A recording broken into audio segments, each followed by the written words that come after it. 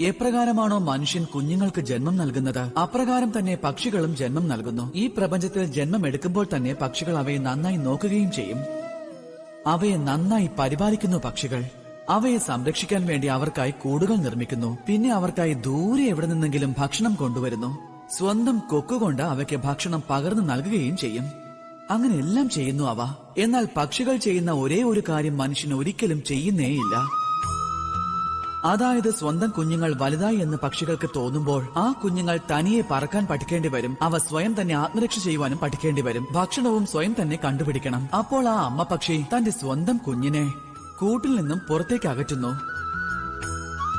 പിന്നീട് ആ പക്ഷിയുടെ കുഞ്ഞുണ്ടല്ലോ സ്വയം പറക്കാനും പിന്നെ ആത്മരക്ഷ ചെയ്യുവാനും പഠിക്കുന്നതാണ്. പതിയെ പതിയെ അതും സ്വയം പര്യാപ്തരായി മാറുന്നു. അല്ലേ?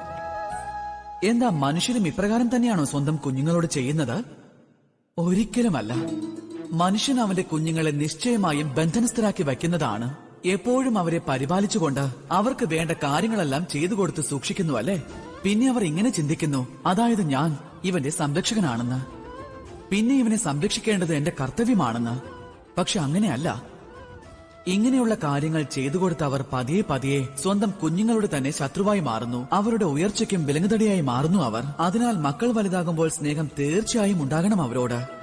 എന്നാൽ പക്ഷികളെ പോലെ കഠിനമായി പെരുമാറുകയും വേണം. അപ്പോഴായിരിക്കും അവർക്ക് ഉയർച്ചയുണ്ടാകുന്നത്. സ്വന്തം വേദന സ്വയം തന്നെ അനുഭവിക്കാൻ അനുവദിക്കൂ. മനസ്സിലാക്കട്ടെ ജീവിതാനുഭവങ്ങൾ എന്താണെന്ന്. അപ്പോൾ അവരുടെ വ്യക്തിത്വം വികാസം പ്രാപിക്കും. അങ്ങനെയല്ലെങ്കിൽ ആ മക്കൾ നിങ്ങൾക്ക് ജീവിതകാലം മുഴുവനും ഒരു ഭാരമായി തുടരുന്നതാണ്.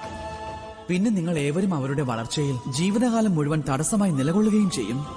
പിന്നെ എനിക്ക് തോന്നുന്നേയില്ല നിങ്ങൾ അത് ആഗ്രഹിക്കുന്നുവെന്ന്. നിശ്ചയമായും. അപ്പോൾ ഏവരും എന്നോടൊപ്പം വന്ന് സ്നേഹത്തോടെ പറഞ്ഞാലും രാധേ രാധേ.